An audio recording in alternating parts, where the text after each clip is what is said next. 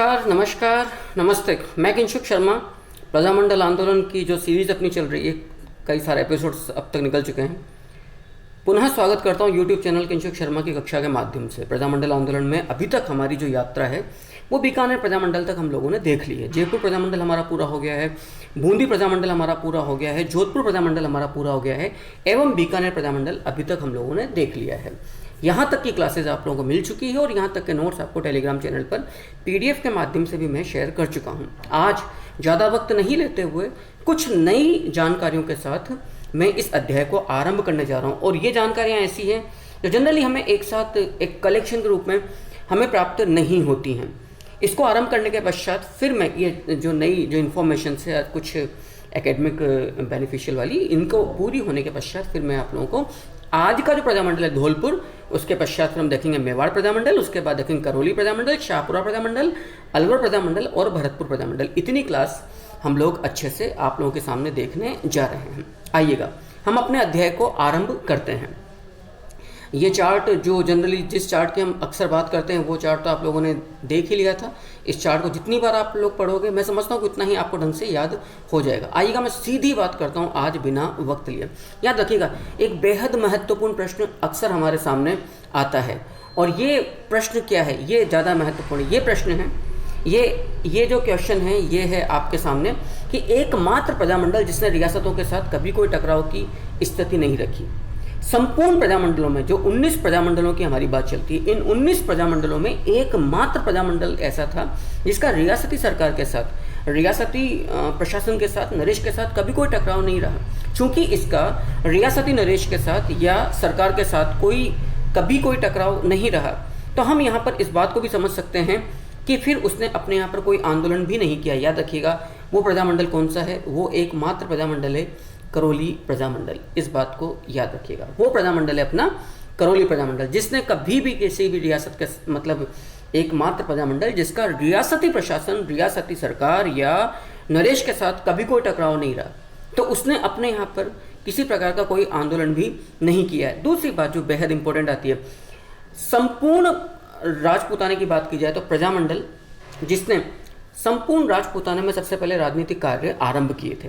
संपूर्ण प्रजामंडलों में सबसे पहले राजनीतिक कार्य आरंभ करने वाला यदि कोई प्रजामंडल था तो वो प्रजामंडल था मारवाड़ या जोधपुर प्रजामंडल। इस बात को भी आप लोग देख चुके हैं। जनता के एक प्रजामंडल बेहद इंपॉर्टेंट है, जयपुर। ये संपूर्ण प्रजामंडलों में या यूँ समझ लीजिए संपूर्ण रियासतों में एकमात्र रियासत थी जिसने सबसे पहले याद रखना, एकमात्र से मेरा मतलब है सबसे पहले से संपूर्ण रियासतों की प्रथम रियासत जिसकी महाराजा ने, जिसकी सरकार ने अपने मंत्रिमंडल में जनता द्वारा निर्वाचित प्रतिनिधियों यानी कि गैर सरकारी प्रतिनिधियों को मंत्रिमंडल में जगह दी। याद रखना वो प्रजामंडल कौन सा है, वो प्रजामंडल है जयपुर प्रजामंडल। यानी कि जयपुर प्रजामंडल, अब ये बात तो कर कहना गलत होगा क्योंकि प्रजामंडल का तो मंत्रिमंडल नहीं था।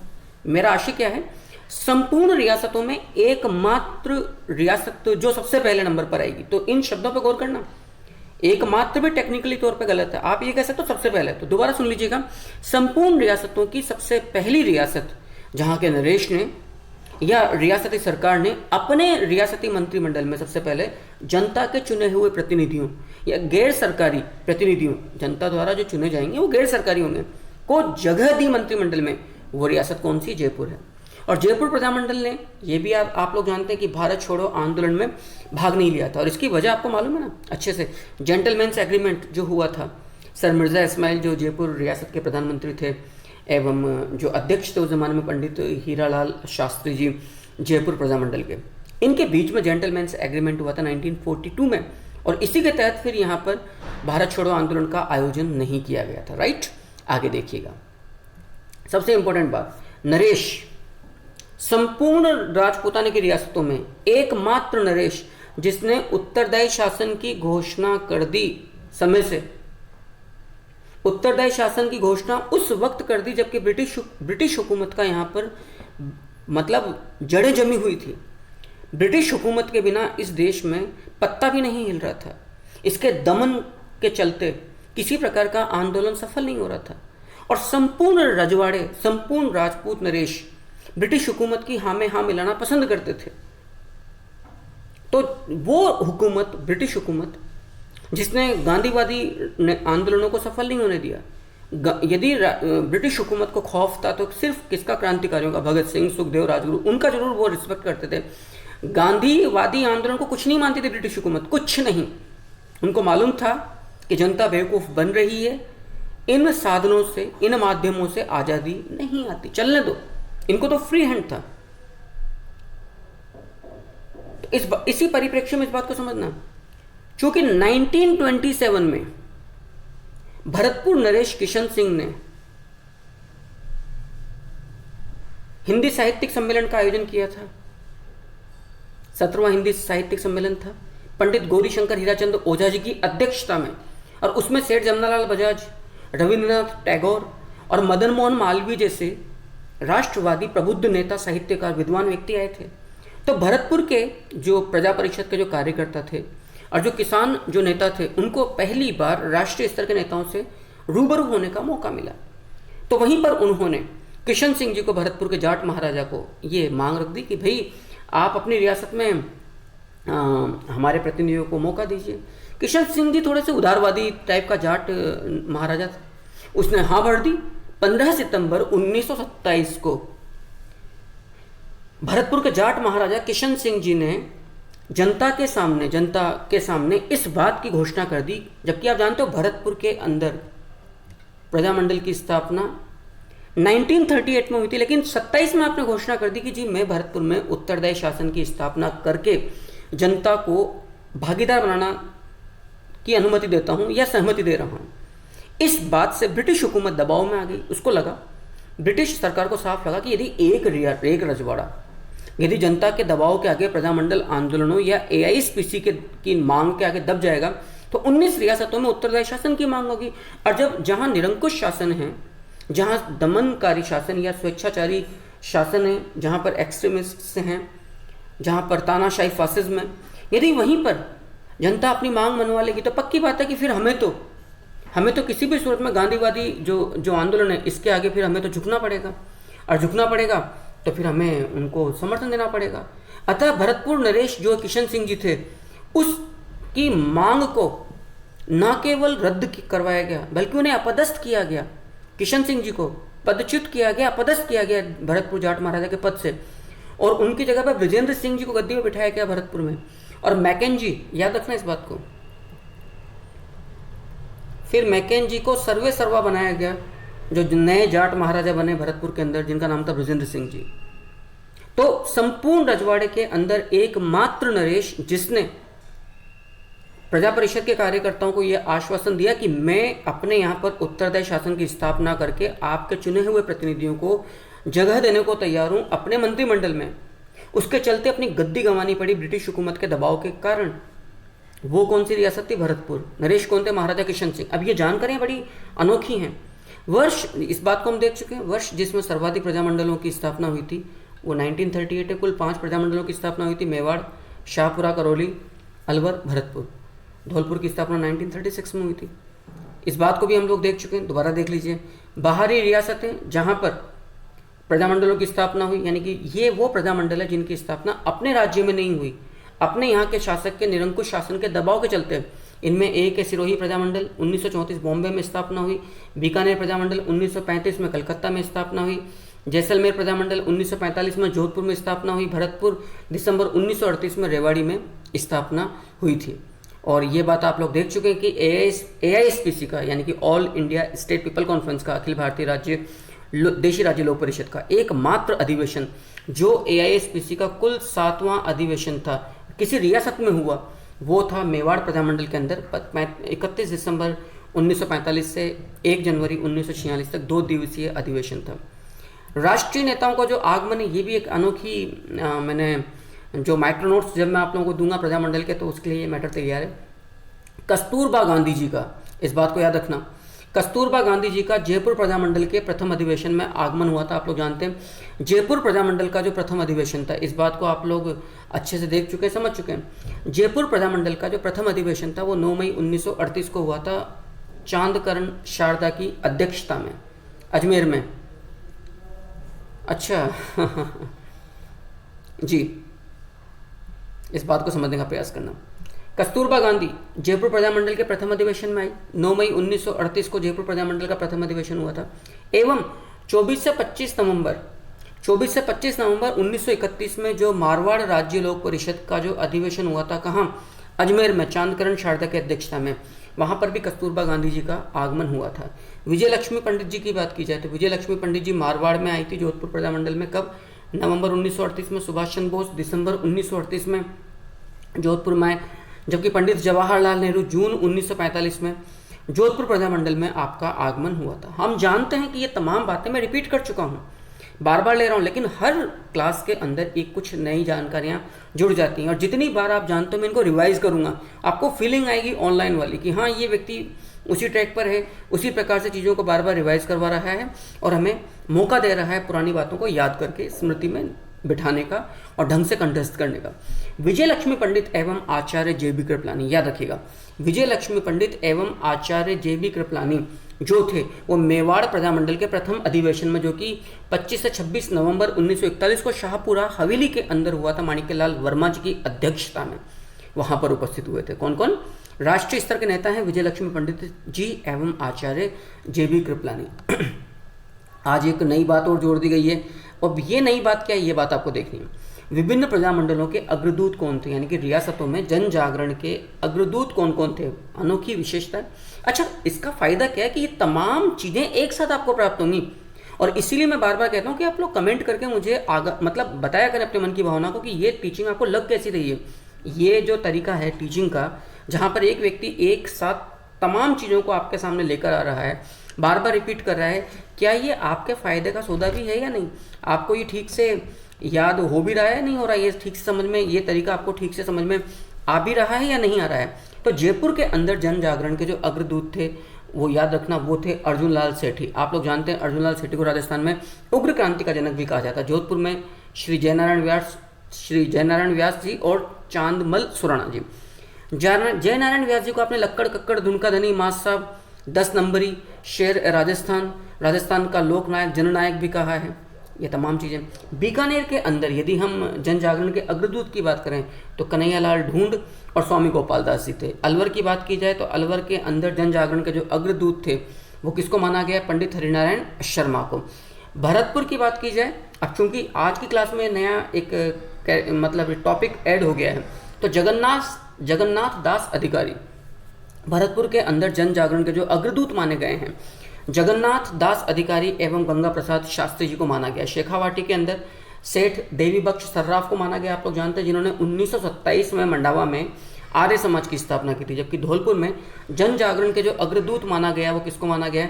ज्वाला प्रसाद जिज्ञासु जी को। ज्वाला प्रसाद जिज्ञासु एवं यमुना प्रसाद जी को हमने माना है। नेक्स्ट, सत्याग्रहों की बात की जाए विभिन्न प्रजामंडलों में, तो एक सत्याग्रह तो हम पिछली क्लास में देख चुके हैं, जो है केसरिया साड़ी सत्याग्रह। केसरिया साड़ी सत्याग्रह याद रखना, जोधपुर प्रजामंडल में 11 महिलाओं के द्वारा किया गया था। केसरिया साड़ी सत्याग्रह का संबंध किससे है? जोधपुर प्रजामंडल से, जहां पर 11 महिलाओं ने केसरिया साड़ी पहनकर सत्याग्रह किया था। और मेवाड़ प्रजामंडल की बात की जाए तो मेवाड़ प्रजामंडल में व्यक्तिगत सत्याग्रह का आरंभ किया गया था 2 अक्टूबर 1938 ईस्वी को विजयादशमी पर रमेश चंद्र व्यास के द्वारा। याद रखना, रमेश चंद्र व्यास जी के द्वारा ये प्रथम सत्याग्रही थे मेवाड़ प्रजामंडल में विजयादशमी के दिन 2 अक्टूबर 1938 ईस्वी को। राइट। कुछ यदि अपन उपाधियां देखें तो युगल किशोर चतुर्वेदी या जुगल किशोर चतुर्वेदी, जिनका संबंध भरतपुर प्रजामंडल से है, इनको दूसरा जवाहरलाल नेहरू भी कहा गया है। जबकि गोकुल वर्मा जो भरतपुर प्रजामंडल से हैं, उन्हें शेर ए भरतपुर कहा जाता है। कुछ और उपाधियां यहाँ पर अभी जुड़ने वाली हैं, आने वाली क्लासेज में मैं बतला देता हूँ। माणिक्यलाल वर्मा को राजस्थान में जन आंदोलनों का जनक बोला गया है। राइट। आप लोग जानते हैं जमनालाल बजाज को गांधी का 5वां पुत्र बोला गया है। खुद को आपने गुलाम नंबर 4 बोला है। राय बहादुर की उपाधि आपको दी गई है। राइट। यदि हम जोधपुर से जयनारायण व्यास जी की बात करें, धुनका धनी, मास साहब, 10 नंबरी, लक्कड़ और कक्कड़, शेर राजस्थान का लोकनायक या जननायक भी जयनारायण व्यास साहब को बोला गया। इस प्रकार से जितनी भी जानकारियाँ होंगी तमाम। बाल मुकुंद बिस्सा की बात की जाए, जो आपको जानकारी होगी, जो मारवाड़ के अंदर थे। राइट। उनको मारवाड़ का जतिन दास भी कहा गया, जो कि विंडम हॉस्पिटल के अंदर आपने जान दी थी। तो ये तमाम जितनी इस तरह की जानकारी एक साथ आपको प्राप्त होती रहेंगी। लेकिन फिर भी आप अब इसको शिकायत मत समझिए।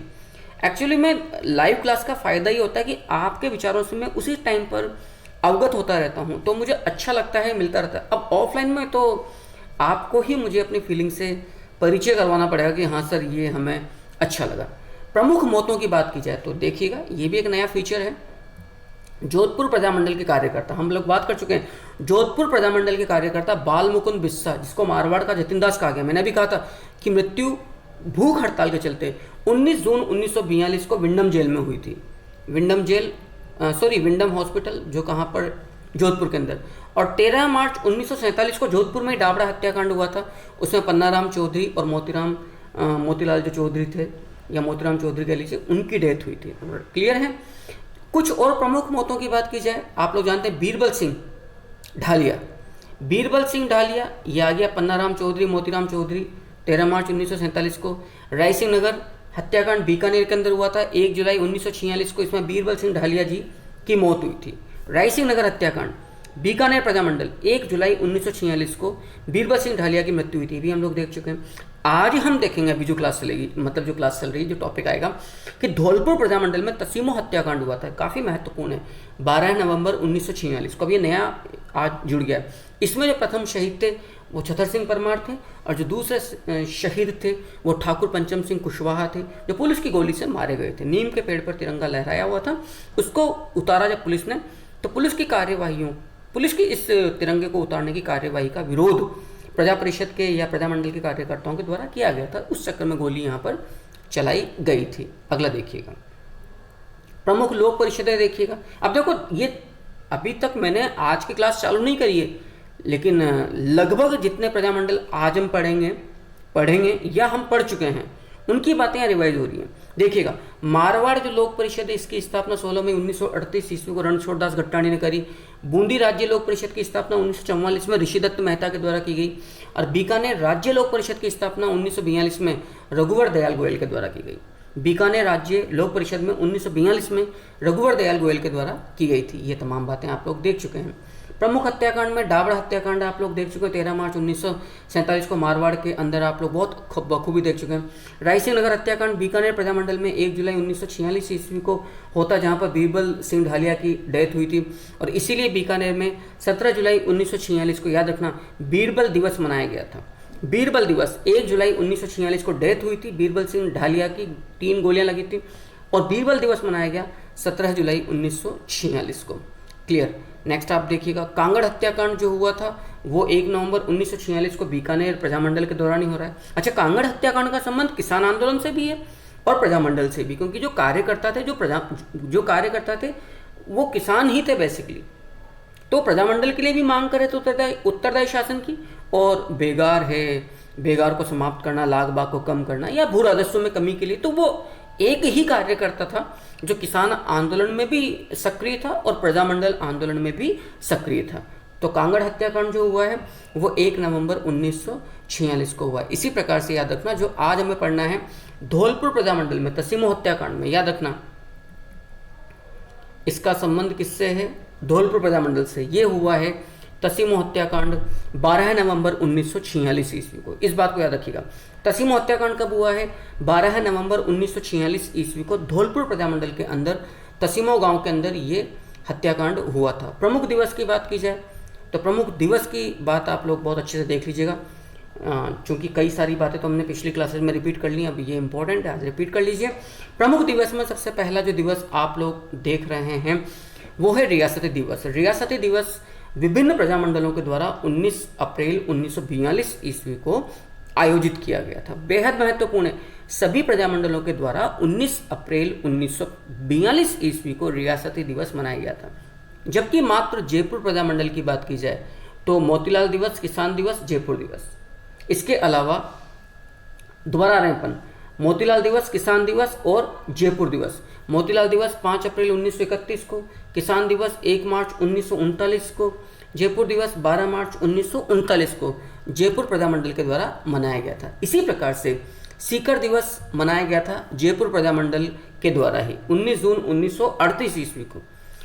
जयपुर प्रजामंडल में ही सीकर दिवस मनाया गया था 19 जून 1938 को, क्योंकि सीकर जो था वो जयपुर रियासत का हिस्सा था। और सीकर दिवस का जो आयोजन किया गया जयपुर प्रजामंडल में 19 जून 1938 को, उसकी वजह थी कूदन हत्याकांड। याद रखिएगा, कूदन हत्याकांड में सीकर के जो राव राजा थे उनकी दमनकारी नीतियों के विरोध में। क्लियर। जबकि सीकर दिवस का जो एक आयोजन था वो अखिल भारतीय जाट महासभा के द्वारा, याद रखना, 26 मई 1935 ईस्वी को मनाया गया था कूदन हत्याकांड के ही विरोध में। लेकिन ये अखिल भारतीय स्तर पे था। 26 मई का सीकर दिवस है, जबकि 19 जून 1938 का जो सीकर दिवस है उसका संबंध मात्र जयपुर प्रजामंडल के साथ है। इसी प्रकार से याद रखिएगा, कृष्णा दिवस का आयोजन किया गया 1936 में जोधपुर प्रजामंडल में। इसके अलावा शिक्षक दिवस मनाया गया है 21 जून 1936 को जोधपुर प्रजामंडल में। मारवाड़ सत्याग्रह दिवस 26 जुलाई 1942 ईस्वी को मनाया गया जोधपुर प्रजामंडल में।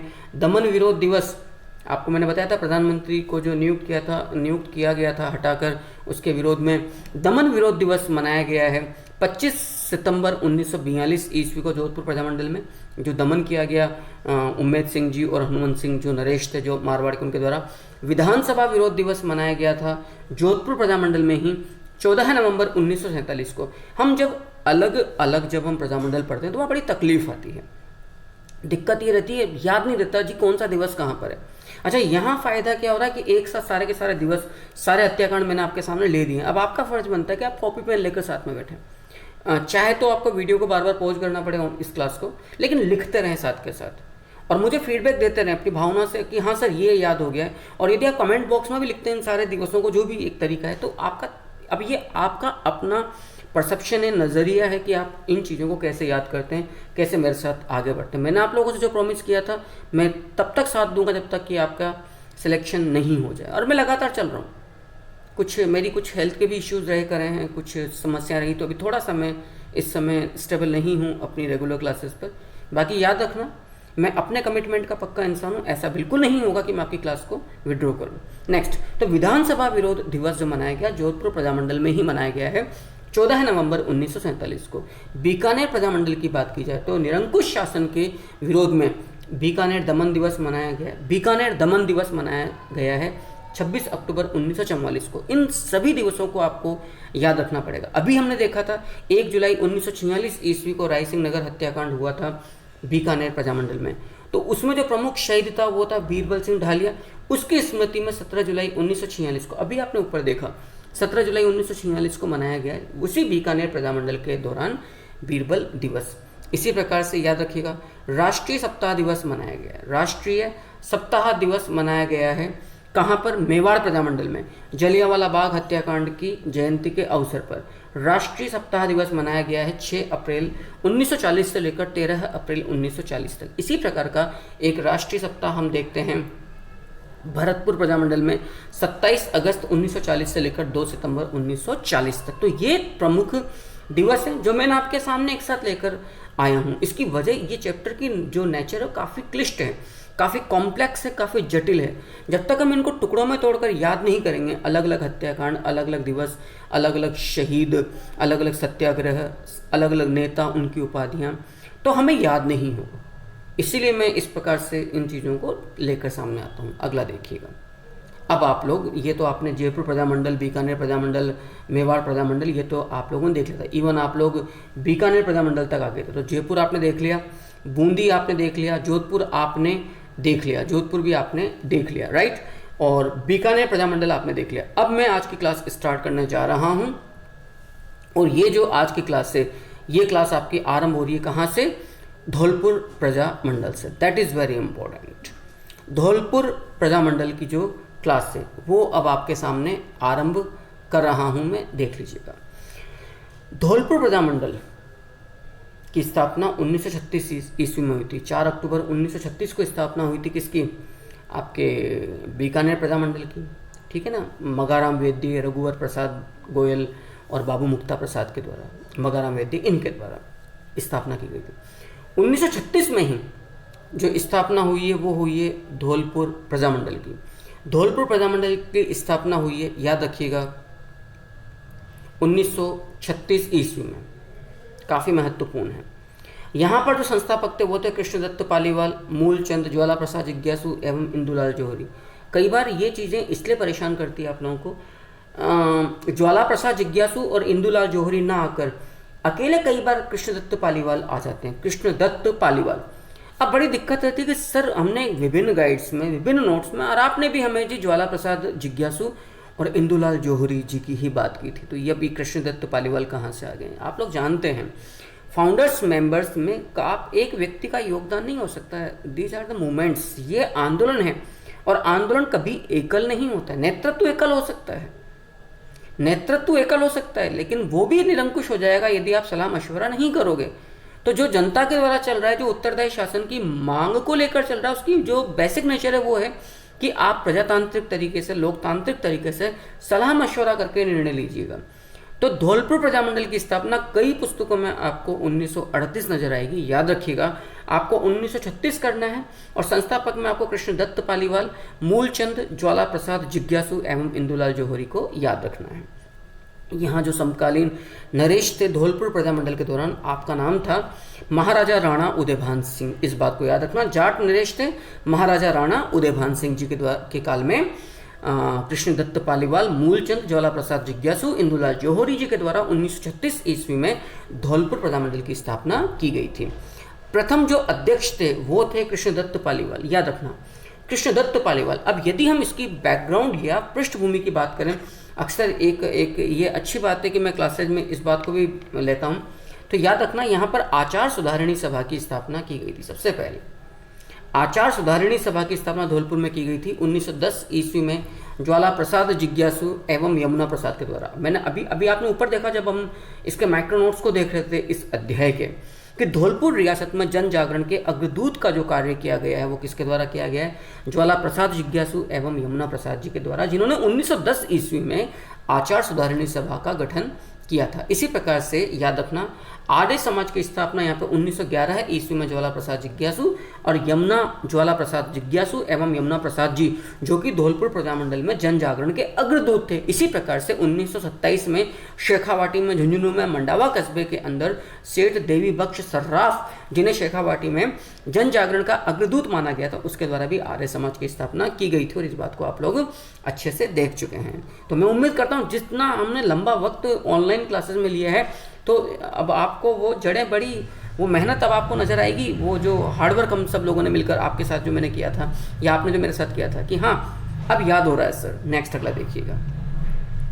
इसी प्रकार से ज्वाला प्रसाद जिज्ञासु एवं इंदुलाल जौहरी जी के द्वारा, ज्वाला प्रसाद जिज्ञासु एवं इंदुलाल जौहरी जी के द्वारा 1934 ईस्वी में नागरी प्रचारिणी सभा का गठन किया गया था, और ज्वाला प्रसाद जिज्ञासु ने 1936 ईस्वी में यहाँ पर हरिजन उद्धार आंदोलन चलाया था। कहाँ पर? आपके धौलपुर के अंदर। एक सम्मेलन यहाँ पर हुआ था, भंदई सम्मेलन, याद रखिएगा। भंदई सम्मेलन जो हुआ है वो उत्तरदायी शासन की मांग को लेकर बेहद इंपॉर्टेंट है। भंदई सम्मेलन देख लीजिए, काफ़ी इंपॉर्टेंट है। अप्रैल 1940 में उत्तरदायी शासन की मांग की स्थापना को लेकर आरंभ किया गया था।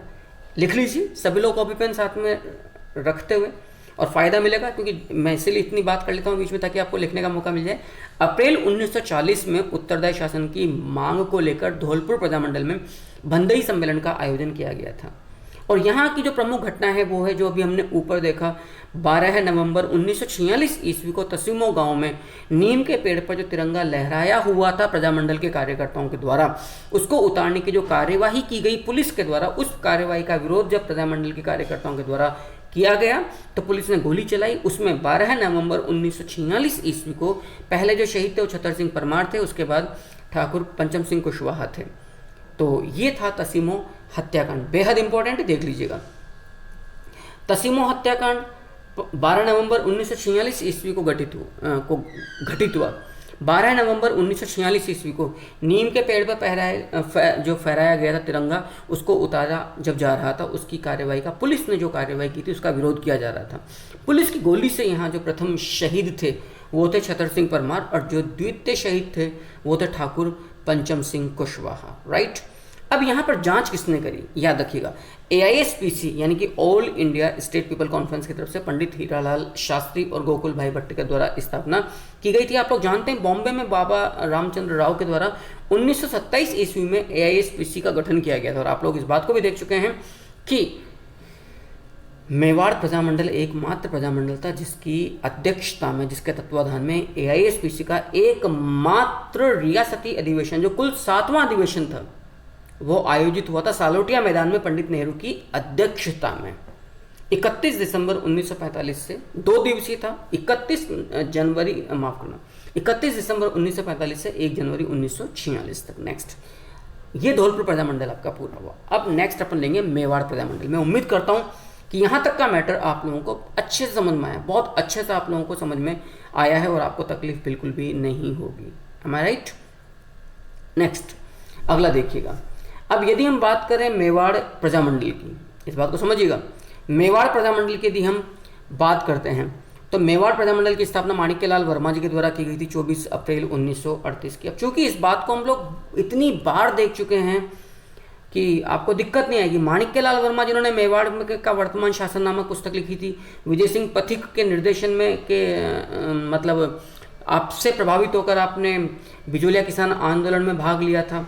तो विजय सिंह पथिक माणिक्यलाल वर्मा जी के राजनीतिक गुरु हुए। आपको राजस्थान में जन आंदोलनों का जनक भी कहा जाता है। आपकी पत्नी नारायणी देवी वर्मा थी, पुत्री स्नेहलता वर्मा थी और पुत्र आपका दीनबंधु था। जब दीनबंधु मात्र 6 माह का था तो आप जेल की यात्रा करके आपने राष्ट्र नायक का सौभाग्य भी प्राप्त किया था। आप लोग सोचिएगा ये परिवार क्या रहा होगा। और बाद में फिर आप प्रधानमंत्री भी बने थे। जो संयुक्त राजस्थान संघ जो गठित हुआ था, आप लोग मालूम है, तृतीय चरण में। क्लियर है? तो मेवाड़ प्रजामंडल की स्थापना 24 अप्रैल 1938 ईस्वी को माणिक्यलाल वर्मा के द्वारा की गई थी। तो 24 अप्रैल 1938 से हमें एक चीज़ और याद आ रही। 24 अप्रैल 1938 से जो मेरी आदत है कि संबंधित चीज़ों को मैं साथ में लेकर आता हूँ। 2 अप्रैल 1923 ईस्वी को बूंदी या बरड़ किसान आंदोलन के दौरान जो डाबी हत्याकांड हुआ था, उसमें पंडित इकराम हुसैन ने नानक जी भील पर गोली चलाई थी और उसको शहीद किया था। नानक जी भील की याद में माणिक्यलाल वर्मा, जिन्होंने पंछीड़ा नामक गीत लिखा था बिजोलिया किसान आंदोलन में, तो आप माणिक्यलाल वर्मा ने अर्जी नामक गीत लिखा था राजस्थान के प्रमुख शहीद और दक्षिणी राजस्थान के आदिवासियों एवं किसानों के प्रेरणा स्रोत नानक जी भील की स्मृति में। ये तमाम बातें हम लोग बार बार देख चुके हैं और मैं उम्मीद करता हूँ कि आपको अच्छे से याद भी होगा।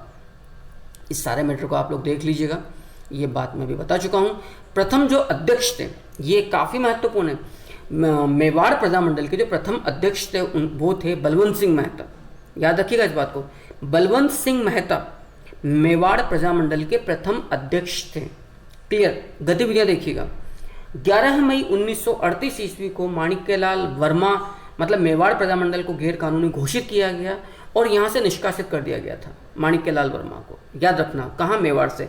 तो माणिक्यलाल वर्मा ने अजमेर में शरण ली और अजमेर से फिर इस मेवाड़ प्रजामंडल का संचालन किया। 11 मई 1938 में, तो 24 अप्रैल को तो आपने गठन हुआ, स्थापना हुई है और 11 मई 1938 को बैन कर दिया गया। फिर इस घटना के विरोध में रमेश चंद्र व्यास, अभी हमने देखा, ने 2 अक्टूबर 1938 को विजयादशमी के दिन व्यक्तिगत सत्याग्रह का आरंभ किया था। रमेश चंद्र व्यास जो प्रथम सत्याग्रही थे और माणिक्यलाल वर्मा जी ने अजमेर से व्यक्तिगत सत्याग्रह का संचालन किया था। बाद में मार्च 1939 में महात्मा गांधी जी के सुझाव पर इस व्यक्तिगत सत्याग्रह को मतलब एक तरह से वापस ले लिया गया था, मतलब क्या कहना चाहिए, स्थगित कर दिया था। नेक्स्ट, अगला देखिएगा। 12 फरवरी 1939 ईस्वी को जो नए प्रधानमंत्री बने थे मेवाड़ के, जिनका नाम था धर्म नारायण काक, तो इन धर्म नारायण काक ने देवली की सीमा से, देवली और मेवाड़ की जो सीमा है, उस देवली की सीमा से माणिक्यलाल वर्मा को न केवल गिरफ्तार किया बल्कि खंभे पर बांधकर नंगा करके पीटा गया था। इस घटना 12 फरवरी 1939 की जो ये बर्बरता की गई माणिक्यलाल वर्मा राजस्थान के जन आंदोलनों के जनक के साथ, इसका भर्त्सना, इसका कहना चाहिए एक तरह से इसकी आलोचना महात्मा गांधी ने 18 फरवरी 1939 के अपने हरिजन अंक में की थी। अब महात्मा गांधी जी के बारे में यदि मैं और तमाम बातें करूं तो महात्मा गांधी ने निमोचना हत्याकांड जो 14 मई 1925 को घटित हुआ था अलवर किसान आंदोलन में, उसकी आलोचना दोहरी डायरशाही या डबल डिस्टिल्ड डायरिज्म कहते हुए ये कहा था कि ये निमोचना हत्याकांड तो जलियांवाला बाग हत्याकांड से भी अधिक नृशंस और बर्बर हत्याकांड है। इसी प्रकार से शेखावाटी किसान आंदोलन में जो खुड़ीगांव हत्याकांड हुआ था 27 मार्च 1935 ईस्वी को, जो खुड़ीगांव हत्याकांड हुआ था उसकी भी आप लोगों को मालूम है, उसकी भी आपने क्या की थी, आलोचना की थी। महात्मा गांधी ने खुड़ीगांव हत्याकांड 27 मार्च 1935 की अपने पत्र हरिजन में, तो हरिजन के अंदर 12 फरवरी 1939 को 1939 को जो देवली से गिरफ्तार किया गया धर्म नारायण काक नामक प्रधानमंत्री जो मेवाड़ के थे, उन्होंने माणिक्यलाल वर्मा जी को गिरफ्तार करके जो उनकी पिटाई करी, तो उसकी आलोचना हरिजन में 18 फरवरी को की थी। फिर यहाँ पर राष्ट्रीय सप्ताह दिवस मनाया गया था। हमने कहा था 6 अप्रैल 1940 से लेकर 13 अप्रैल 1940 तक जलियांवाला बाग हत्याकांड की जयंती के अवसर पर राष्ट्रीय सप्ताह दिवस का आयोजन किया गया था मेवाड़ प्रजामंडल के अंदर। सुभद्रा देवी नामक एक महिला कार्यकर्ता के द्वारा भीलवाड़ा महिला सम्मेलन का आयोजन किया गया था 19 सितंबर 1940 को। इसी संदर्भ में आपको याद रखना कि 25 अप्रैल 1934 को शेखावाटी किसान आंदोलन में 10,000 महिलाओं का एक सम्मेलन हुआ था, कटराथल महिला सम्मेलन, जिसकी अध्यक्षता श्रीमती किशोरी देवी एवं श्रीमती उत्तमा देवी के द्वारा की गई थी। मेवाड़ प्रजामंडल का जो प्रथम अधिवेशन था, याद रखिएगा, मेवाड़ प्रजामंडल का जो प्रथम अधिवेशन था वो हुआ था 25-26 नवंबर 1941 को शाहपुरा हवेली उदयपुर के अंदर माणिक्यलाल वर्मा की अध्यक्षता में। और अभी हमने ऊपर देखा था जब इस क्लास को हमने स्टार्ट किया था कि यहाँ पर राष्ट्रीय स्तर के नेताओं की जो भागीदारी हुई थी उसमें विजय लक्ष्मी पंडित एवं आचार्य JB कृपलानी ने यहाँ पर पार्टिसिपेशन किया था, यहाँ पर भागीदारी की थी। 8 अगस्त 1942 को जो ग्वालियर टैंक मैदान, जो मतलब क्या कहना चाहिए, जो आज़ाद मैदान था बॉम्बे में, वहाँ पर जो कांग्रेस वर्किंग कमेटी थी उसके एक अधिवेशन सम्मेलन हुआ था जिसमें महात्मा गांधी जी का भारत छोड़ो प्रस्ताव स्वीकार किया गया था। इसमें माणिक्यलाल वर्मा ने भाग लिया था 8 अगस्त 1942 को। और वहाँ पर फिर आपने एक बात कही थी भारत छोड़ो प्रस्ताव का, महात्मा गांधी के भारत छोड़ो प्रस्ताव का समर्थन करते हुए कि भाई हम तो मेवाड़ी हैं, हर बार हर हर महादेव बोलते आए हैं, इस बार भी बोलेंगे। इसका आशय ये था कि हम yes I am going to support the Bharat Chhodo जो रेजोल्यूशन है, जो भारत छोड़ो प्रस्ताव, उसका मैं समर्थन कर रहा हूँ। महिलाओं की यहाँ पर सक्रिय भागीदारी रही, ना केवल सक्रिय भागीदारी रही मेवाड़ प्रजामंडल के दौरान, इवन वो जेल में गई। इनमें माणिक्यलाल वर्मा जी की पत्नी नारायणी देवी वर्मा, माणिक्यलाल वर्मा जी और नारायणी देवी वर्मा की पुत्री स्नेहलता वर्मा, उनके पुत्र 6 माह के दीनबंधु, इसके अलावा भगवती देवी विष्णोई, काफ़ी इंपॉर्टेंट है, याद रखिएगा, भगवती देवी विष्णोई जो प्यारचंद विष्णोई की पत्नी है, रमा देवी जो रमेश चंद्र व्यास की पत्नी, रमेश चंद्र व्यास प्रथम सत्याग्रही 2 अक्टूबर 1938 ईस्वी को जो आपने व्यक्तिगत सत्याग्रह किया था, उनकी पत्नी। और इसी प्रकार से सुभद्रा देवी अभी आपने देखा जिन्होंने भीलवाड़ा महिला सम्मेलन की अध्यक्षता की थी। ये सब महिलाओं ने जेल भी गई थी। भारत छोड़ो आंदोलन आप जानते हैं सक्रिय रूप से यहाँ पे भागीदारी हुई थी। 9 अगस्त 1942 को आरंभ हुआ था, इसको अगस्त क्रांति भी कहा जाता है। शिवचरण माथुर जो बाद में राजस्थान के अंदर स्वतंत्रता प्राप्ति के पश्चात बहुत बड़े कांग्रेसी नेता के रूप में उभरे थे, उन्होंने शिवचरण माथुर ने गुना कोटा रेलवे लाइन का एक पुल डायनामाइट से उड़ा दिया था मेवाड़ प्रजामंडल के दौरान, भारत छोड़ो आंदोलन की गतिविधि के दौरान। शिवचरण माथुर जो प्रमुख कांग्रेसी नेता हुए, काफ़ी लोकप्रिय नेता रहे कांग्रेस के आज़ाद राजस्थान में। तो एक पुल आपने जो कोटा गुना, जो MP के अंदर जो गुना है कोटा राजस्थान में, उसके बीच का जो रेलवे को ब्रिज था उसको उड़ाया था। इसी प्रकार से यहाँ पर मेवाड़ प्रजामंडल में एक और भील सम्मेलन हुआ था, इसको कहा जाता है नांदेश्वर महादेव मंदिर भील सम्मेलन, काफ़ी महत्वपूर्ण है, ये भी आपको याद रखना है। नांदेश्वर महादेव मंदिर भील सम्मेलन 3000 भील उपस्थित हुए थे 21 नवंबर 1943 को, याद रखिएगा 21 नवंबर 1943 ईस्वी को नांदेश्वर महादेव मंदिर भील सम्मेलन का आयोजन हुआ था। हम बार बार देख चुके हैं कि यहाँ पर AISPC का 7वां अधिवेशन हुआ था, जो किसी भी रियासत का प्रथम अधिवेशन था। AISPC का 2 दिवसीय था, 31 दिसंबर 1945 से लेकर 1 जनवरी 1946 तक सालोटिया मैदान उदयपुर में पंडित नेहरू की अध्यक्षता में, जब कुल 435 रियासती प्रतिनिधि उपस्थित हुए थे, जिनमें शेर ए कश्मीर शेख अब्दुल्ला भी था, वो भी यहाँ पर आया था। और जो प्रमुख मांगे मानी गई थी वो बस यही था कि आप उत्तरदायी शासन की यहाँ पे स्थापना कीजिए। इसकी विशेषता क्या है, मैंने अभी जैसा कहा किसी भी रियासत का में AISPC का ये एकमात्र प्रथम अधिवेशन था। नेक्स्ट अगला देखिए। इसके पश्चात अप्रैल 1947 तक आते आते जो महाराणा भूपाल सिंह थे, अंतिम महाराजा महाराणा मेवाड़ के, उनको स्थितियों से वो अवगत हो गए, रूबरू हो गए, उनको लग गया कि अब ज़्यादा लंबे समय तक दाल नहीं गलने वाली है। तो जो टी विजय राघवाचार्य जो यहाँ के प्रधानमंत्री थे, उनके स्थान पर जो नए प्रधानमंत्री बनाए गए ठाकुर बेदला के ठाकुर राव मनोहर सिंह, याद रखना, बेदला ठाकुर राव मनोहर सिंह, उनके सुझाव पर फिर के.एम. मुंशी को अपना वैधानिक सलाहकार नियुक्त किया। किसने? महाराणा भूपाल सिंह ने। और उन्होंने जो संविधान बनाया वो 23 मई 1947 को लागू कर दिया गया था। याद रखिएगा, 23 मई 1947 को वो जो मतलब जो संविधान था मेवाड़ प्रजामंडल में लागू कर दिया गया था। इस प्रकार से मेवाड़ प्रजामंडल भी समाप्त होता है। ये पूरा आपका नया। अब जो प्रजामंडल आएगा मेवाड़ प्रजामंडल के पश्चात वो है करौली प्रजामंडल। जैसा कि मैंने अभी कहा था, आज मैं आप लोगों को करौली प्रजामंडल आप लोग पढ़ लोगे, आज आप लोग शाहपुरा प्रजामंडल पढ़ लोगे, आज आप लोग अलवर प्रजामंडल पढ़ लोगे, एवं आज आप भरतपुर प्रजामंडल भी पढ़ लोगे। इसके बाद फिर एक क्लास और लगेगी, उसके बाद प्रजामंडल समाप्त। उसके बाद फिर 3 या 4 क्लासेस रहेंगी, ज़्यादा भी लग सकती हैं एकीकरण में। और एकीकरण पूरा होते ही फिर आप लोगों का जो आधुनिक राजस्थान है वो पूरी तौर पर कंप्लीट हो जाएगा। आधुनिक राजस्थान वाला हिस्सा पूरी तौर पर आपका कंप्लीट हो जाएगा। फिर एकमात्र पोर्शन बचेगा मध्यकालीन राजस्थान, जिसके अंदर विभिन्न राजवंश हमें पढ़ने होते हैं। आइएगा हम देखते हैं करौली प्रजामंडल। उम्मीद करता हूं कि यहाँ तक का मैटर आप लोगों को बहुत अच्छे से समझ में आया है। मैं और जो आप लोगों से जो मेरा अब तक का प्रॉमिस था कि ऐसा भी नहीं होगा कि मैं मात्र 15-15, 20-20 मिनट की छोटे छोटे शॉर्ट वीडियोज़ बनाकर या क्लासेस बनाकर आप लोगों के साथ, आपके टाइम के साथ मजाक करूँ। इतना मैटर मैं रोजाना देने का प्रयास करूँगा कि आप लोग आराम से उसको पढ़ते रहें, समझते रहें, और क्लासेस आपको मतलब नोट्स वगैरह आपको बराबर मिल रहे हैं। एक्सक्यूज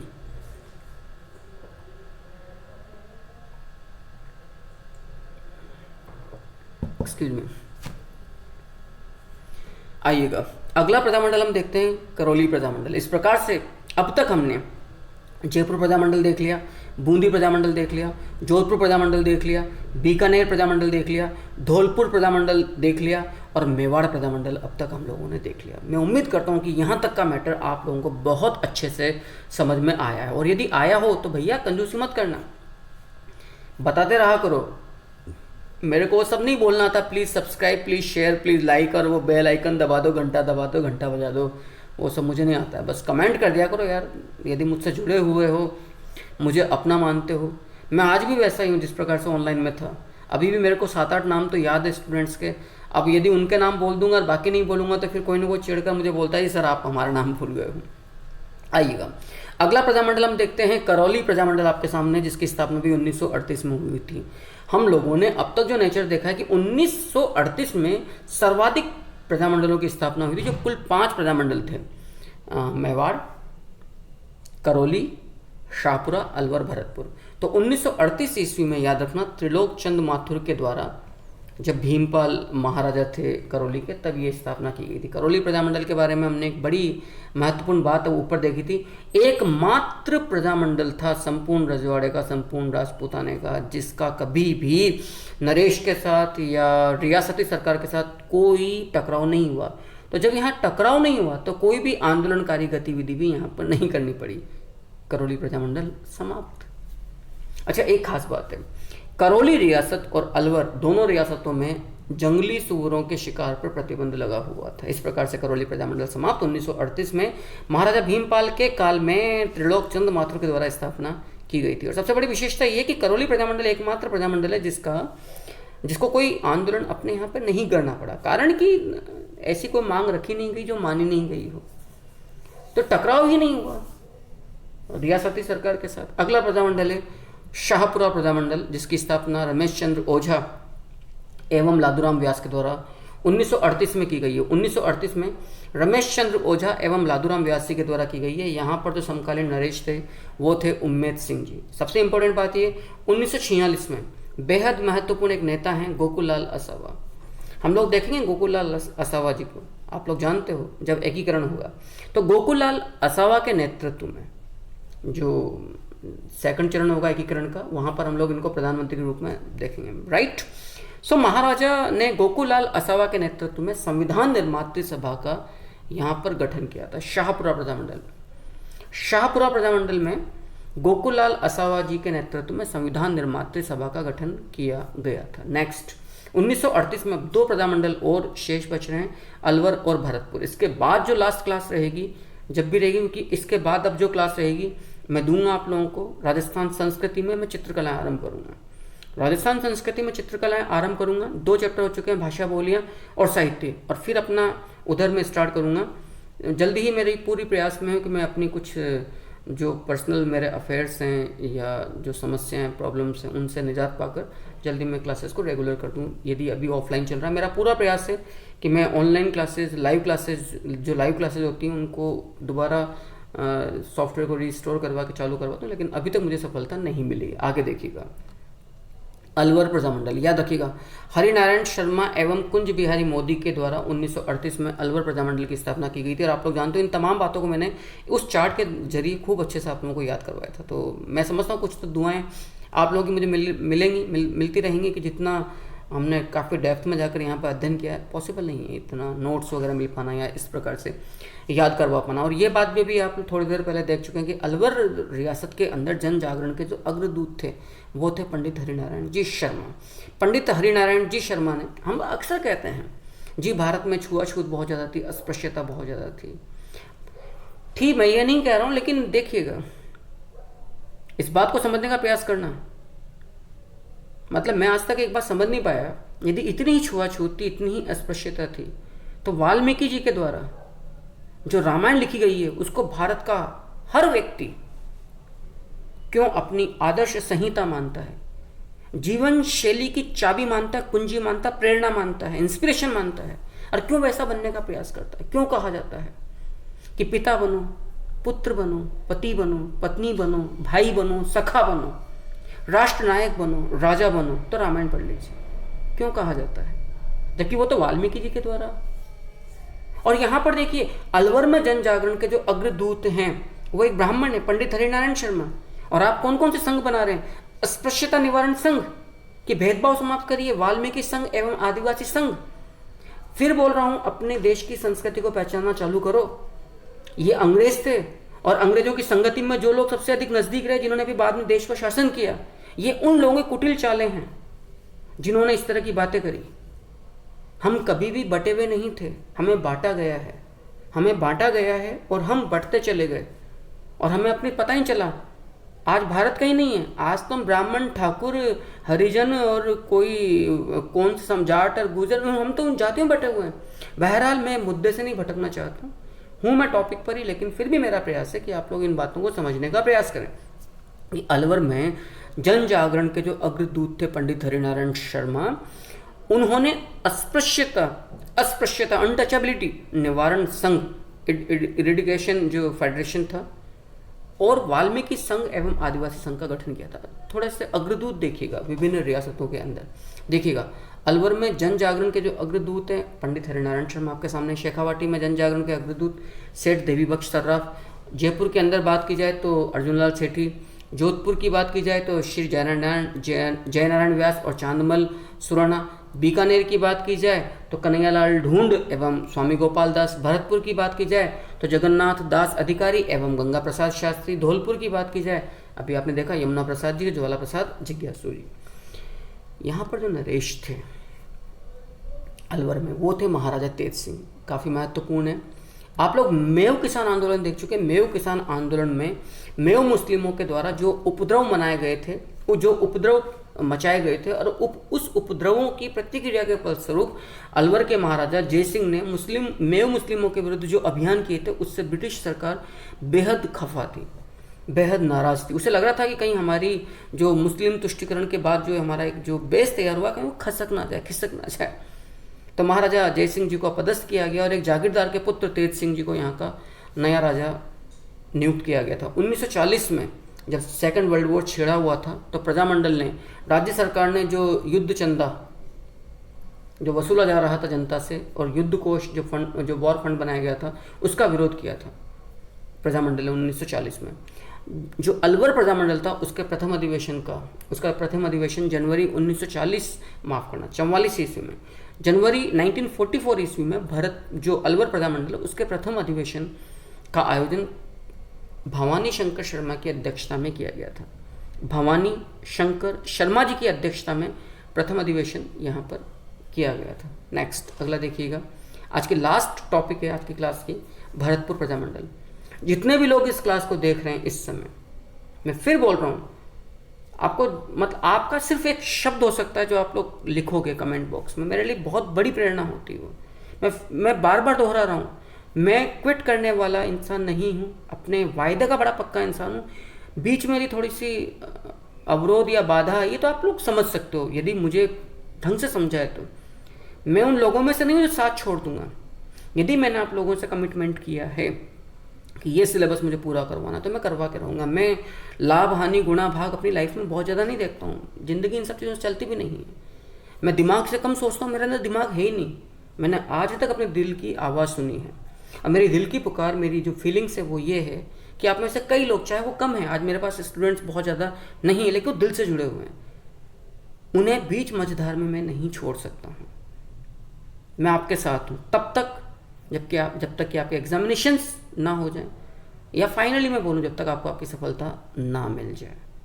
भरतपुर प्रजामंडल जिसकी स्थापना रेवाड़ी हरियाणा में हुई थी दिसंबर 1938 में, गोपीलाल यादव, दिसंबर 1938 में रेवाड़ी हरियाणा में। अब आप एक यहाँ पर एक चार्ट और देखिएगा, बाहरी रियासतों में जो प्रजामंडल स्थापित हुआ हम लोग देख चुके हैं। सिरोही प्रजामंडल बॉम्बे में 1934 ईस्वी में, बीकानेर प्रजामंडल कलकत्ता में 1935 ईस्वी में, जैसलमेर प्रजामंडल महाराजा जवाहर सिंह भाटी के निरंकुश शासन से बचने के लिए मीठालाल व्यास के द्वारा जोधपुर में 1945 ईस्वी में, और भरतपुर प्रजामंडल आपने देखा दिसंबर 1938 में रेवाड़ी में। यहाँ पर संस्थापक कौन कौन है? किशनलाल जोशी, गोपीलाल यादव, मास्टर आदित्येंद्र नाथ, एक्सक्यूज, किशन लाल जोशी याद रखना, गोपीलाल यादव और मास्टर आदित्येंद्र। प्रथम जो अध्यक्ष थे वो गोपीलाल यादव है। क्लियर? यहाँ की पृष्ठभूमि देखिएगा। असल में भरतपुर में जन जागरण के जो अग्रदूत थे वो जगन्नाथ दास अधिकारी एवं गंगा प्रसाद शास्त्री थे, जैसा कि भी आपने देखा। जगन्नाथ दास अधिकारी ने दिल्ली से वैभव नामक समाचार पत्र निकाला था। यहाँ के जो महाराजा थे वो थे भरतपुर के जाट महाराजा किशन सिंह। किशन सिंह जी के काल में 1927 ईस्वी में पंडित गौरीशंकर हीराचंद ओझा जी की अध्यक्षता में 17वां हिंदी साहित्य सम्मेलन का आयोजन किया गया था। हम लोग देख चुके हैं अभी, जिसमें गुरुदेव रविंद्रनाथ टैगोर, महामना मदन मोहन मालवीय, गांधी के 5वें पुत्र गुलाम नंबर 4 राय बहादुर, सेठ जमनालाल बजाज जी भी आए थे। और भरतपुर के किसान नेता या प्रजामंडल के कार्यकर्ता, प्रजा परिषद के कार्यकर्ताओं को यहाँ पर आने का मौका मिला, मतलब इन नेताओं से मिलने का मौका मिला। तो उन नेताओं के मार्गदर्शन में इन कार्यकर्ताओं ने महाराजा किशन सिंह जो जाट महाराजा थे उनसे उत्तरदायी शासन की मांग करी, रियासती शासन में प्रशासन में अपनी भागीदारी की बात उठाई। किशन सिंह जी बड़े दिल वाले जाट व्यक्ति था, तो उसने कहा ठीक है जी आप भी आओ। 1927 में ब्रिटिश हुकूमत इस बात को नहीं स्वीकार कर सकती थी कि कोई रियासत का नरेश जनता के आगे इजीली झुकता हुआ सरेंडर कर देगा और उनकी उत्तरदायी जो रिस्पॉन्सिव जो गवर्नेंस की जो बात है वो मान लेगा वो।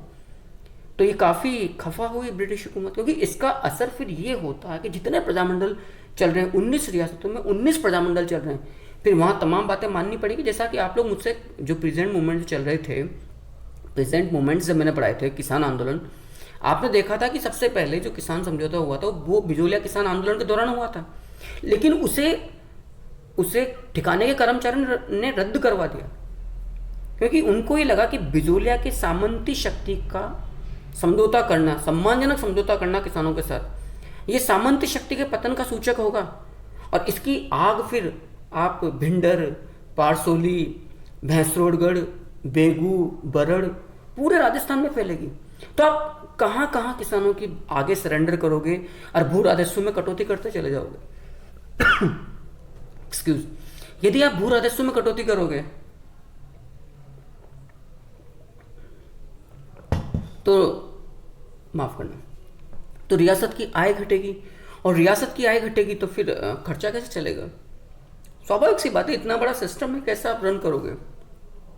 तो होता क्या है कि जो हुकूमत होती है वो ये जानते हुए भी कि जायज़ क्या है, सही क्या है, फिर भी अपनी प्लानिंग के अनुसार चीज़ों को कसौटी पे तोलती है और कई बार जायज़ चीज़ों से हटकर नाजायज़ चीज़ों की तरफ आगे बढ़ती है। इसीलिए महाराजा किशन सिंह को यहाँ पर अपदस्थ किया गया और मैकेंजी को यहाँ पर, याद रखिएगा, मैकेंजी को यहाँ का सर्वे सर्वा बनाया गया 1 फरवरी 1928 को। महाराजा किशन सिंह को पदस्थ किया गया और महाराजा बृजेंद्र सिंह को नया महाराजा बनाया गया और ब्रिटिश अधिकारी मैकेंजी को यहाँ का एक तरह का रिजेंट ऑफिसर नियुक्त कर दिया गया, रिजेंट काउंसिल का अध्यक्ष नियुक्त कर दिया गया कि इसके निर्देशन में अब शासन चलाया जाएगा। तो पक्की बात है, स्थिति साफ हो गई कि जो शासन चलेगा उसमें ब्रिटिश हितों को ज़्यादा ध्यान रखा जाएगा।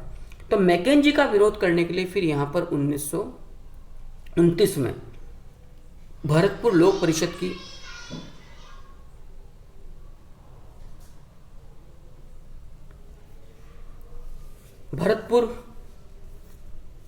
परिषद की स्थापना की गई थी मैकेंजी का विरोध करने के लिए।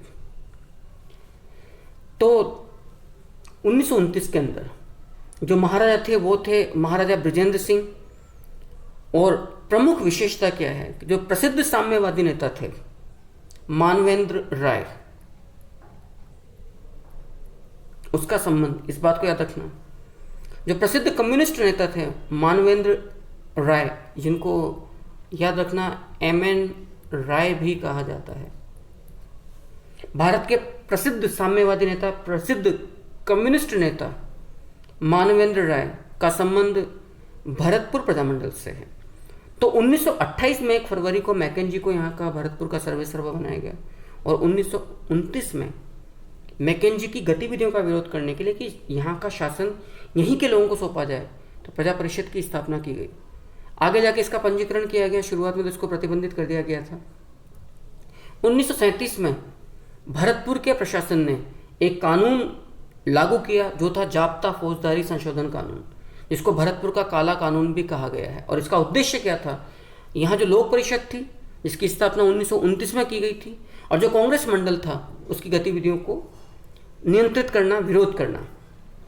भरतपुर का काला कानून बोला गया है 1937 में जो पारित किया गया जाब्ता फौजदारी संशोधन कानून, जाब्ता फौजदारी संशोधन कानून।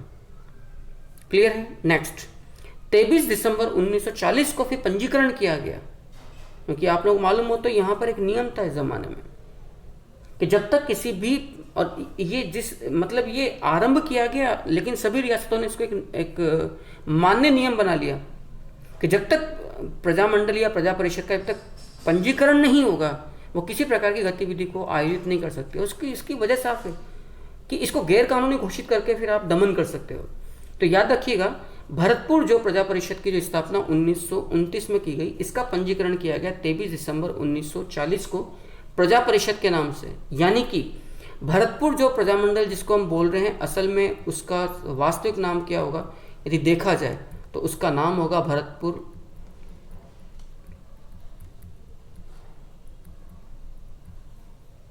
प्रजा परिषद। नेक्स्ट अगला देखिएगा।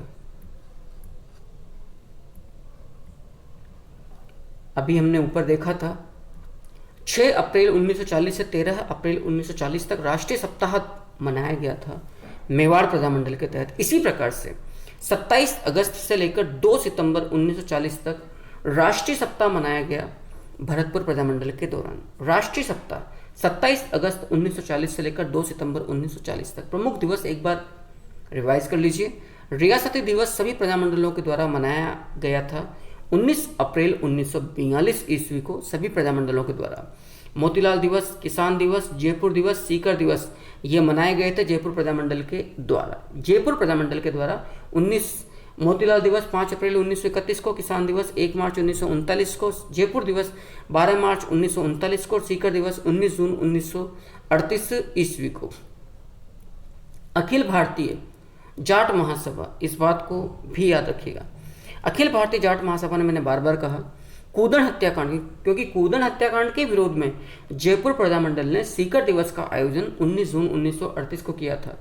लेकिन अखिल भारतीय जाट महासभा ने 26 मई 1935 ईस्वी को, वो राष्ट्रव्यापी था, जो सीकर दिवस मनाया गया था। इसी प्रकार से आप लोग देखिएगा, कृष्णा दिवस, शिक्षक दिवस, मारवाड़ सत्याग्रह दिवस और दमन विरोध दिवस और विधानसभा विरोध दिवस, इन सबका जो आयोजन हुआ, ये आयोजन हुआ था जोधपुर के अंदर। कृष्णा दिवस 1936 ईस्वी में जोधपुर प्रजामंडल में, जो एक विधवा कृष्णा देवी थी उनका जो अपहरण किया गया था उसके विरोध में।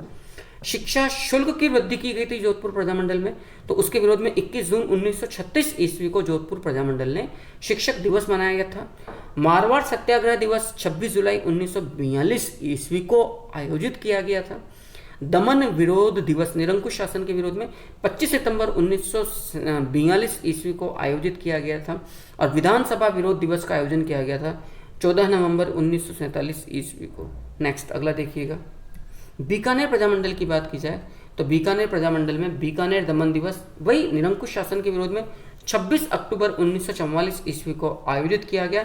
1 जुलाई 1946 ईस्वी को रायसिंह नगर हत्याकांड हुआ बीकानेर में, जिसके प्रमुख शहीद थे बीरबल सिंह ढालिया। उनकी स्मृति में बीरबल दिवस मनाया गया बीकानेर प्रजामंडल में 17 जुलाई 1946 को। राष्ट्रीय सप्ताह दिवस मेवाड़ प्रजामंडल में 6 अप्रैल 1940 से 13 अप्रैल 1940 तक, और इसी प्रकार से भरतपुर प्रजामंडल में मनाया गया राष्ट्रीय सप्ताह दिवस 27 अगस्त से 2 सितंबर 1940 तक। नेक्स्ट अगला देखिएगा, प्रथम अधिवेशन। अब ये बात चल रही है अपनी भरतपुर प्रजामंडल की। ये तो एक नोट था, जितने प्रमुख दिवस थे वो सारे के सारे मैंने साथ में ले दिए थे। प्रथम अधिवेशन जो मनाया गया भरतपुर प्रजामंडल में, याद रखिएगा भरतपुर प्रजामंडल में जो प्रथम अधिवेशन मनाया गया उसका आयोजन किया गया था जयनारायण व्यास की अध्यक्षता में। That is very important. Jainarayan Vyas का जो मुख्य कार्य क्षेत्र था वो जोधपुर प्रजामंडल था। यद्यपि आपकी ख्याति अखिल राज्य स्तर या राजस्थान के स्तर पर एक नेता के रूप में थी। प्रथम अधिवेशन 30 दिसंबर 1940 ईस्वी को 30 दिसंबर 1940 ईस्वी को जयनारायण व्यास साहब की अध्यक्षता में किया गया था। अब यहाँ पर चालाकी करी, जो जाट महाराजा बने किशन सिंह जी को हटाकर जो बृजेंद्र सिंह जी आए थे, उन्होंने रियासती सरकार का जो मंत्रिमंडल था, जो केंद्रीय मंत्रिमंडल था, उसका नाम रखा ब्रज जय प्रतिनिधि सभा। ब्रज जय प्रतिनिधि सभा, ताकि वहाँ की जो आम जनता थी ब्रज क्षेत्र की, उसे प्रभावित किया जा सके। लेकिन नाम परिवर्तित करने से विशेष कुछ नहीं होता है। उनकी जो मुख्य मांग थी वो थी उत्तरदायी शासन की स्थापना करना। तो जन भावना का सम्मान करते हुए रियासती सरकार ने अक्टूबर 1942 में केंद्रीय सलाहकार परिषद का नाम बदलकर ब्रज जय प्रतिनिधि सभा किया गया। और 1943 के चुनाव में प्रजा परिषद के 27 सदस्य चुनकर आए थे इस ब्रज जय प्रतिनिधि सभा के, जिनका नेता युगल किशोर चतुर्वेदी को बनाया गया था। ये भी याद रखिएगा, भरतपुर प्रजा परिषद के जो कार्यकर्ता थे युगल किशोर चतुर्वेदी, उन्हें दूसरा जवाहरलाल नेहरू भी कहा गया है। और जो गोकुल वर्मा है उन्हें शेर ए भरतपुर भी कहा गया है। गोकुल वर्मा को शेर ए भरतपुर भी कहा गया। इस भरतपुर प्रजा परिषद का कामा सम्मेलन हुआ था 17-18 दिसंबर 1946 में। और एक घटना यहाँ पे घटी 4 जनवरी 1947 को, जब बिल्कुल आज़ादी का वर्ष चल रहा था। अगस्त में तो भारत आज़ाद हो ही गया है, ब्रिटिशर्स छोड़ के चले गए हैं। बड़ी महत्वपूर्ण बात है ये बहुत काफ़ी ज़्यादा। एक हंटिंग अभियान पर आए थे ये लोग, जो भारत का वॉइस रॉय था लॉर्ड वेवल और बीकानेर महाराजा शार्दुल सिंह राठौड़। ये बतखों का, जो डक्स होती हैं, बतख जो होती हैं, उनका शिकार करने viceroy of India Lord Wavell and the Bikaner king Maharaja Shardul Singh Rathore, ये बतख शिकार का आयोजन करने भरतपुर आए थे, जहां इनका काफ़ी ज़्यादा विरोध किया गया भरतपुर प्रजा परिषद ने। और फिर उसमें बृजेंद्र सिंह ने जो यहाँ पर निरंकुशता बतलाई कार्यकर्ताओं, उसके विरोध में भरतपुर में 17 दिन तक हड़ताल रही थी। तो प्रश्न आ सकता है किस रियासत में 17 दिन तक हड़ताल रही? इससे पहले हमने बूंदी में देखा था 9 दिन तक हड़ताल रही थी। बूंदी के अंदर 9 दिन तक हड़ताल रही थी। और वो किस संदर्भ में रही थी 9 दिन तक हड़ताल, वो भी आप लोग देख चुके हैं कि जो पासवान को दफनाने से रामनाथ कोविंद जो पुरोहित थे उन्होंने मना कर दिया था। यहाँ पर जो दमन किया गया भरतपुर के महाराजा बृजेंद्र सिंह के द्वारा प्रजा परिषद के लिए, तो 17 दिन तक हड़ताल रही, क्योंकि शिकार करने आए थे लॉर्ड वेवल, गवर्नर जनरल और बीकानेर महाराजा शार्दुल सिंह राठौड़। इसके बाद का तो लगभग सा मामला फिनिश हो चला है। इस प्रकार से ये आज की क्लास समाप्त होती है। और हमने भरतपुर प्रजामंडल के साथ साथ लगभग 10 प्रजामंडल के लगभग हमने गणित देख ली। पहला प्रजामंडल हमने जयपुर देख लिया है, दूसरा बूंदी देख लिया, तीसरा जोधपुर देख लिया है, चौथा बीकानेर देख लिया, पांचवा धौलपुर देख लिया, छठा हमने मेवाड़ देख लिया है, 7वां हमने अलवर करौली देख लिया है, 8वां हमने शाहपुरा देख लिया, 9वां हमने भरतपुर अलवर देख लिया है और 10वां हमने भरतपुर देख लिया। इस प्रकार से 9 प्रजामंडल और शेख बचे, कोटा, किशनगढ़, सिरोही, कुशलगढ़। इसके अलावा आपको बांसवाड़ा, डूंगरपुर, प्रतापगढ़, जैसलमेर और झालावाड़ प्रजामंडल अब शेष बचे। एक क्लास और बचेगी। मैं उम्मीद करता हूँ इस पूरी आशा के साथ कि आप लोग इन सारी क्लासेस को लगातार कंटिन्यूस देख रहे हैं।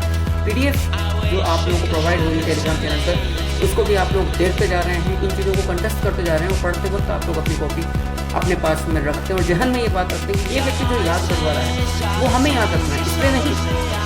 इसलिए नहीं कि हमें पढ़ाई करनी है, इसलिए कि आपके सामने आपका जो एकमात्र टारगेट है वो सफलता पाने में आने वाले कॉम्पिटिशन, क्योंकि इस बार नहीं तो कभी नहीं, और जीता वही जो डरा नहीं। और एक बात मेरी हमेशा याद रखना, वो बाधाएं क्या, बार बार बोल रहा हूँ, वो पथ क्या, पथिक कुशलता क्या, यदि धाराएं प्रतिकूल ना हो। समझ रहे हैं इस बात को? वो पथ क्या, पथिक कुशलता क्या, जिस पथ में गिरते हुए फूल ना हो, और वो बाधाएं क्या, जिसके अंदर आप लोगों को निराशा ना हो। वो बाधाएं क्या, जिसके अंदर आप पथभ्रष्ट ना हो। क्योंकि आपकी जो उम्मीद होती है, जो आपके जो हौसला होता है, वो हौसला ही इस समय काम आता है कि निराशा को आप दूर करें। जो चीज़ें आपको डिसअपॉइंटमेंट की तरफ लेकर जा रही है, जो परेशान कर रही हैं, उस पर आप अपनी उम्मीदों का, अपना हौसलों का चिराग जलाए रखें। इन्हीं उम्मीदों के साथ कि मेरे जो शब्द हैं वो दीपक की लो बनकर आप लोगों की उम्मीदों को जलाए रखेंगे। मैं पुनः आप लोगों से इजाज़त लेता हूँ और इस क्लास को मैं एंड करूँगा। उसके पहले मैं दुआ करूँगा आप सब लोगों के उज्ज्वल भविष्य के लिए कि आप लोग यूँ ही पढ़ते रहें, इस चैनल पर किंशुक शर्मा के साथ निभाते रहें और अपनी मंजिलों को पाते रहें। वंदे मातरम। पढ़ते रहिए, आगे बढ़ते रहिए ताकि आपको अपनी मंजिल मिलती रहे। वंदे